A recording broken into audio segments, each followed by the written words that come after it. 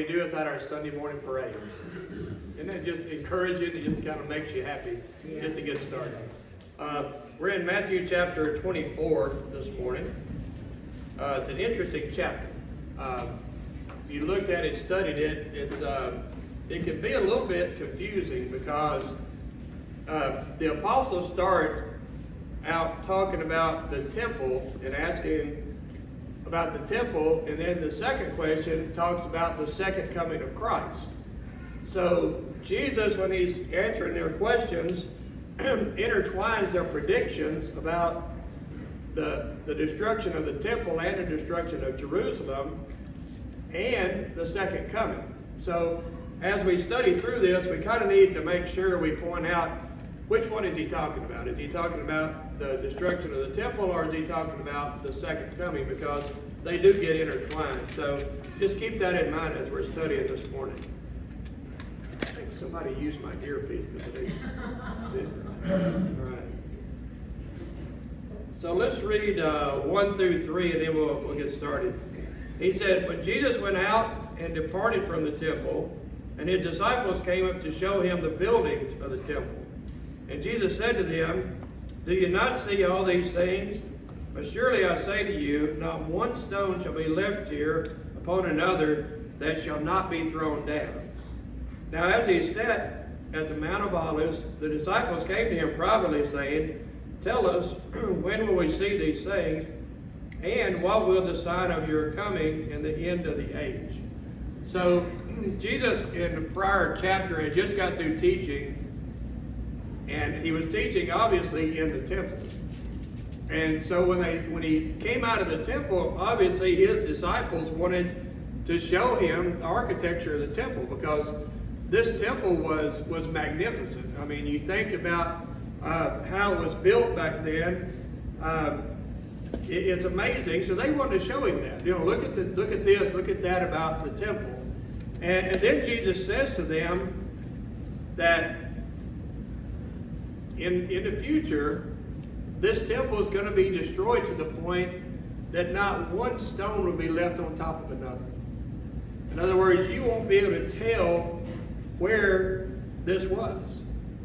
And so when you think about the history of the temple, Solomon built the first temple. And when the Babylonians came in, they destroyed part of the temple when they came in and took over. So the second temple was rebuilt with the encouragement of the prophets Haggai and Zechariah. And you can go back there and they really chastised the people for not rebuilding the temple. So they rebuilt the temple, and then when Herod came into power, he went in and renovated the temple and made it, unbelievably magnificent when he came in. And this is the temple that's going to be destroyed. So what's going to happen to the temple is in, I think it's 70 AD, when the Romans come in and to Jerusalem and invade Jerusalem, they're going to totally destroy the temple. And they said they destroyed it to the point you couldn't even tell where the sanctuary of the temple even was. So this is Jesus' prediction. He said, you're not even going to be able, one stone is not going to be left on top of another where it was. And so that's what he's predicting. So then they also ask him, what about the end of times? What about your second coming? And so he says, what's going to be the sign of that? And it's interesting, if you go to Mark's account in Mark 13, verse 1, it says that Peter, James, John, and Andrew came to him privately and asked him this question. But Matthew doesn't allude to that. He just said they asked that question. So these two events are being questioned. And why would they question these two events together? Why do you think they were so interested in the temple being destroyed, and then automatically from the temple being destroyed, they said, well, what's going to be the sign of your second coming? Why would they want to know about those two at the same time? They're looking for a time frame of both events, of what's going to happen. But if you go back and study it, they thought these two events are going to happen at the same time. In other words, they thought when the temple was going to be destroyed would also be the time of the second coming of Christ. And so they were a little confused about that. Because what Jesus was predicting was the destruction of the temple, but his second coming would not be at the same time. We know that because it's been centuries now, and we haven't had the second coming. So they thought the two events are going to be simultaneous. So I think that's why they asked that question and said, hey, tell us what's going to be the signs of these two things happening. So Jesus then goes into telling them about the signs. Here's what's going to happen before the temple is destroyed. These are going to be some signs of times. And then here's also going to be some signs of time for the second coming. And that's where it gets a little confusing on our end, because if you read these as just the destruction of the temple, sometimes they don't make sense. But if you also read some of these as the second coming, it doesn't fit. So as we read these, we'll kind of look at those and say, what exactly do they mean? Yeah, he didn't know, right. He knew what some of the signs would be, but he didn't know exactly when it was going to be. Only God knows when that second coming is going to be. That's a good point. He wouldn't have known what to tell him. Hey, here's when it's going to happen. So Jesus starts his answer then in verse 4, and in verse 4 through 26, he's talking about the prediction of the destruction of Jerusalem and the destruction of the temple. In verses 4 through 26. So we'll read those and keep that in mind. He's talking about the destruction of the temple. And so he answered and said to them, take heed that no one deceives you, for many will come in my name, saying, I am the Christ, and will deceive many. And you will hear of wars and rumors of wars. See that you are not troubled, for all these things must come to pass, but the end is not yet. And that's one indication when he says these things are happening. This is not when the end is going to be. For nation will rise against nation, and kingdom against kingdom, and there will be famines and pestilences and earthquakes in various places. All these are the beginning of sorrows. And they will deliver you up to tribulation and kill you, and you will be hated by all nations for my name's sake. Then many will be offended, will betray one another, and will hate one another. Then many false prophets will rise up and deceive many. And because lawlessness will abound, the love of many will grow cold. But he who endures to the end shall be saved. And this gospel of the kingdom will be preached in all the world as a witness to all nations, and then the end will come. Therefore, when you see the abomination of desolation spoken of Daniel the prophet standing in the holy place, whoever reads, let him understand. Let those who are in Judea flee to the mountains. Let him who is on the housetop not go to take anything out of his house. Let him who is in the field not go back to his clothes. But woe to those who are pregnant, to those who are nursing babies in those days, and pray that your flight may not be in the winter or on the Sabbath. For then there will be a great tribulation, such as not been since the beginning of the world until this time, no, nor ever will be. And unless those days are shortened, no flesh shall be saved. But for the elect's sake, those days will be shortened. Then if anyone said to you, look, here is the Christ, or there, do not believe it, for false Christ and false prophets will rise and show great signs and wonders to deceive, if possible, even the elect. See, I have told you beforehand. Therefore, if they say to you, look, he is in the desert, do not go out, or look, he is in inner rooms, do not believe it. So he said, here's what's going to happen when destruction of Jerusalem and the temple take place. There's going to be a lot of false prophets, false teachings that are going to rise up. Because of the fact that many believe that this is going to be the end of time, this is going to be the Christ's second coming, he said there's going to be a lot of false Christ that are going to rise up and say, hey, I'm the Christ. Or one's going to tell you, well, the Christ is over there, or he's in another place. He said, don't believe that. This is not the end of time. This is not the second coming of the Christ, so don't be deceived in that. And he's also telling them, when this happens, what does he tell them to do? He said, you who are in Judea, do what? Go hide in the mountains. Now, at the second coming, is there going to be any running and hiding in the mountains? No, it's not going to happen. So he says, when this comes upon you, when the Romans come in to to destroy Jerusalem and the temple, don't hesitate. You get out. And just pray that they don't do this during the time of winter time or during the time, when you can't move and can't run and get away quickly. And that's why he says, woe to those who are pregnant or to those who are nursing babies. In other words, woe to you who, that these things are going to slow you down getting out of the city. Because only those that escape the city are those that are going to be saved. And so there's going to be some really bad times. And that's why he says, if those days were not shortened, nobody would survive. But he said, because of the elect's sake, in other words, those who were believers in Christ, because of the elect's sake, those days are going to be shortened, so they will be saved.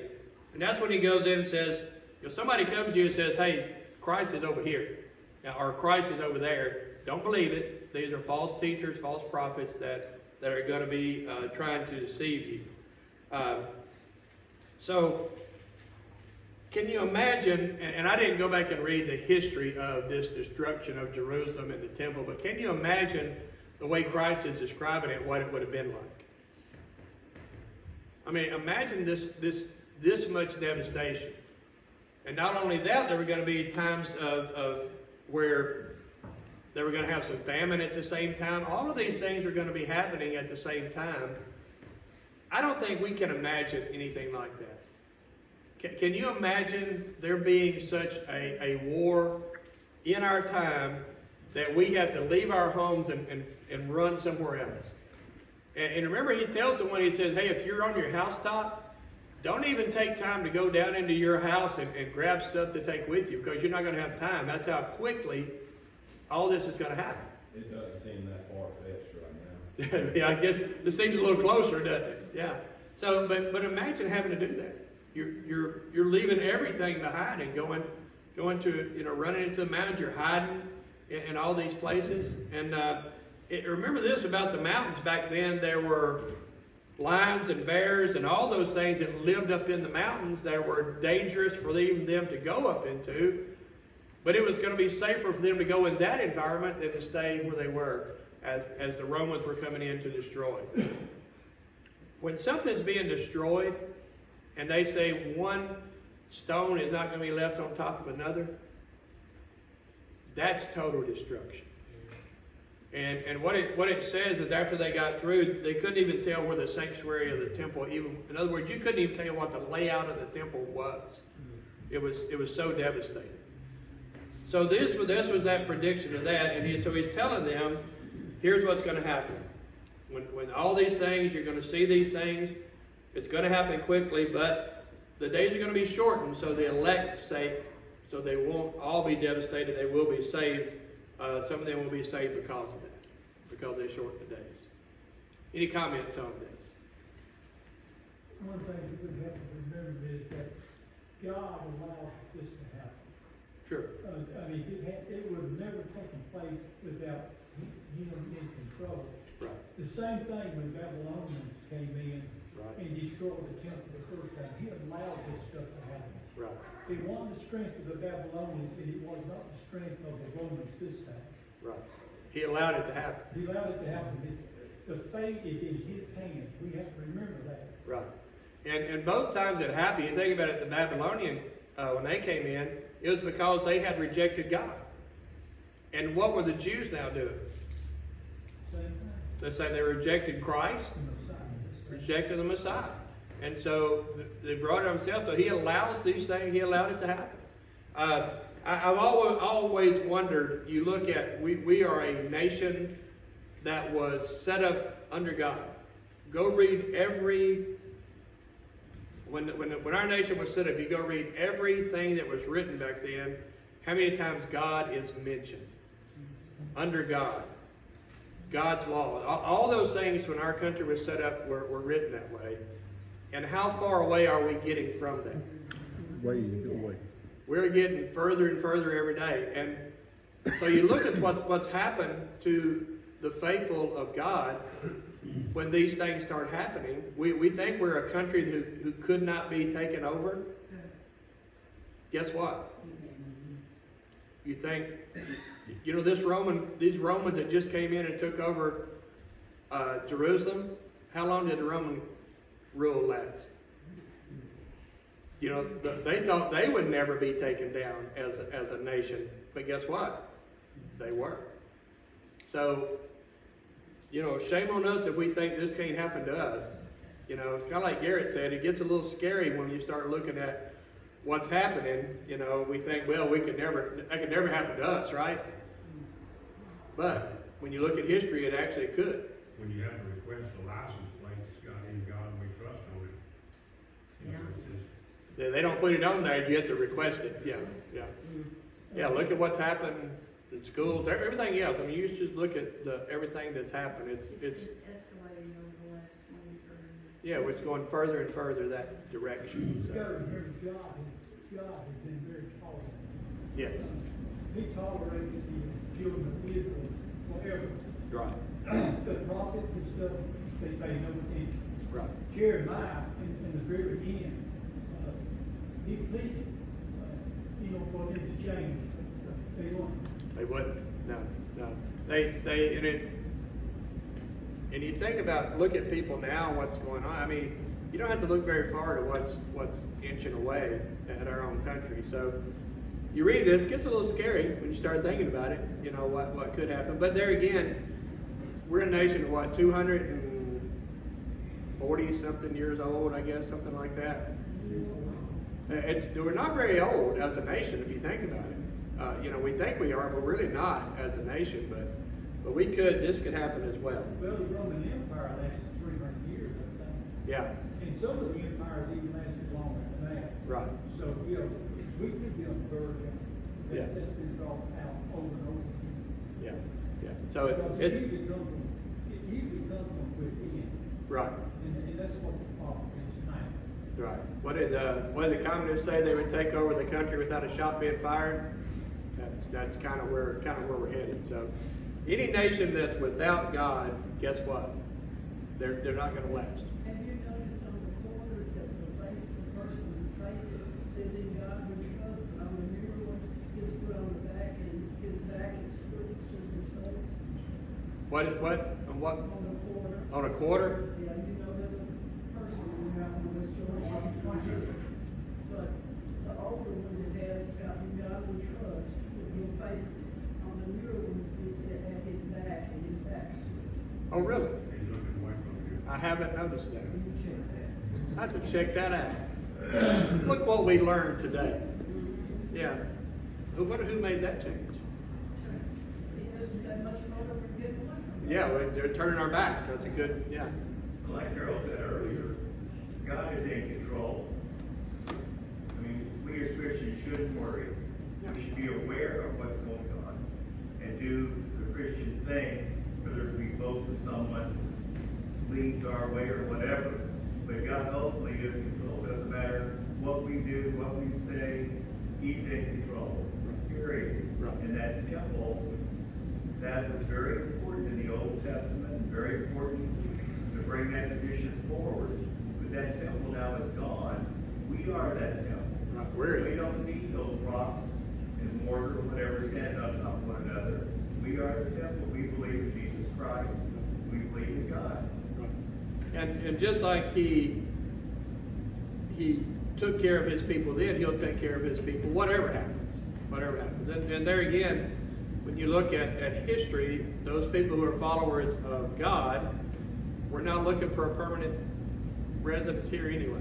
They were looking for something better. I mean, from Abraham all the way up, they were looking for something better than what we have here. So it's going to be, the next few years are going to be interesting, but there again, what's time to God? 1,000 years is that today? I mean, that's nothing to God. So anyway, so he's talking here about the destruction of Jerusalem, and then when we get into verse 27, he shifts and starts talking about the second coming of Christ. So verse 27, he says, "For the lightning comes from the east, and flashes to the west, so also will be the coming of the Son of Man be." So there again, he says, the end of time is going to come how quickly? How fast is lightning? to catch it. You ever try to catch one on camera? You ever try to take a picture of lightning? Tanya's got a great picture she caught over the water of lightning, but it's hard because it comes and it goes. It's like it's gone. So he says that just as the lightning comes to his flash to the west, that's how the Son of Man, the coming of the Son of Man is going to be. It's going to be that quick, and it's going to happen, and all will see it. I want you to think about this. If lightning hits Fairview, does anybody in Kingston Springs see it? Probably not. But this is going to be seen by the entire world. This is going to be, you know, he said, you're going to see this, and you're going to see the coming of man, and it's going to be that quick. So we were studying on Wednesday night a while back. A lot of people use this. I never noticed this. Did you, in a cemetery, in most cemeteries, people are buried facing east. Why is that? Well, they're facing, so they'll face straight up, They be faced. They take this scripture saying the lightning comes from the east, flashes to the west. They take it that Christ is going to be coming from the east, so that they face it, so that they're facing Christ at the resurrection. Now, does it say Christ is going to be coming from the east? It's not really what it says, but a lot of people believe that that's the fact. So a lot of people, they when they bury people in the cemetery, they bury them facing to the east, because they think this scripture is saying he's going to be coming from the east to the west. But what he's trying to say there is, Son of Man, it's going to be quick. And it's not going to be like this destruction of the temple he just got through talking about, which is going to take some time. It's not like they're going to come in quickly and you got to get out quickly, but that destruction took a while. It took time for him to do that.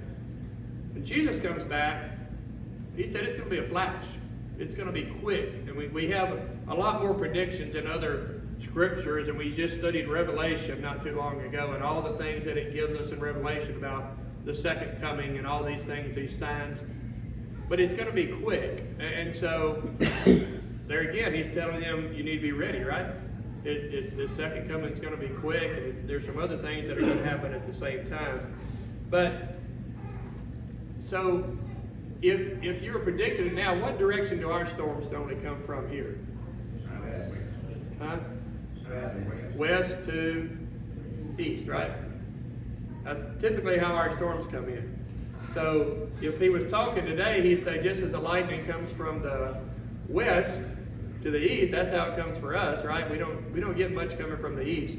It's either southwest or north. It comes north, sometimes down from north. So he was just saying this is how quickly it's going to be. It's going to be different than what's predicted about this Jerusalem. So verse 28, he gets back after he makes that statement back to the destruction of Jerusalem in 28.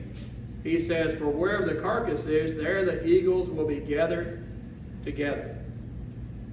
What is that talking about? Wherever the eagles are, where the carcass is, the eagles will be gathered together.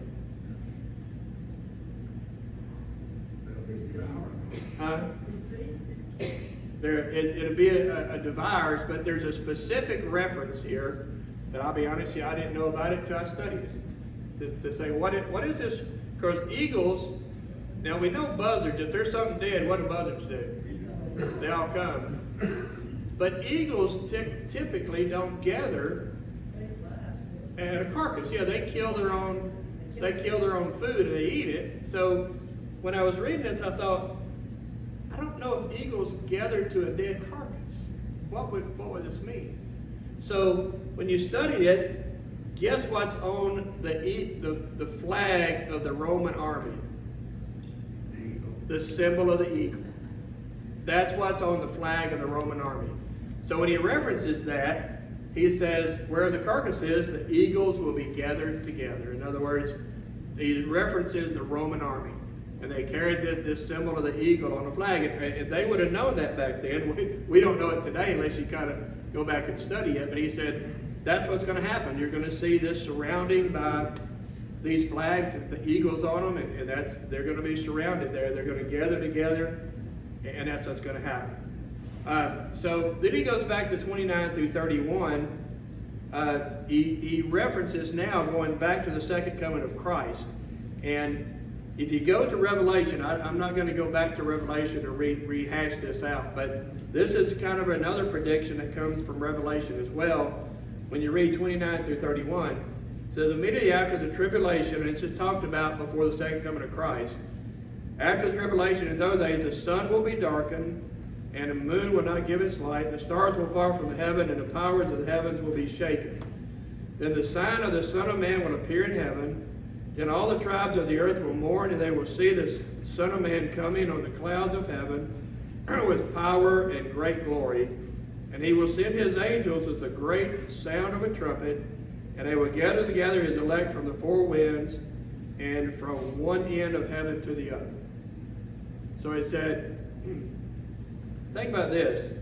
The sun will be darkened, and the moon will not give its light. The stars will fall from heaven, and the powers of the heavens will be shaken. And this is that second coming. Some of the teachers back then thought he was talking about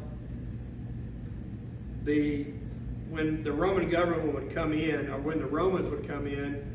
This is kind of referencing the downfall of their government at that time.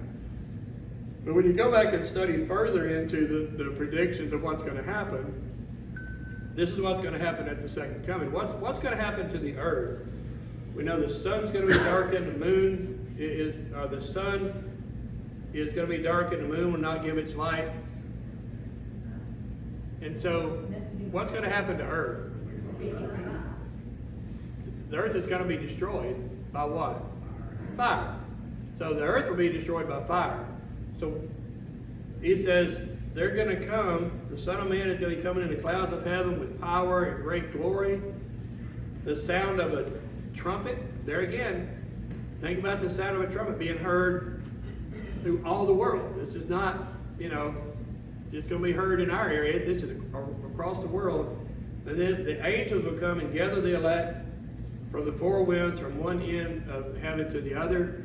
Remember where it says that we will meet him where? In the air.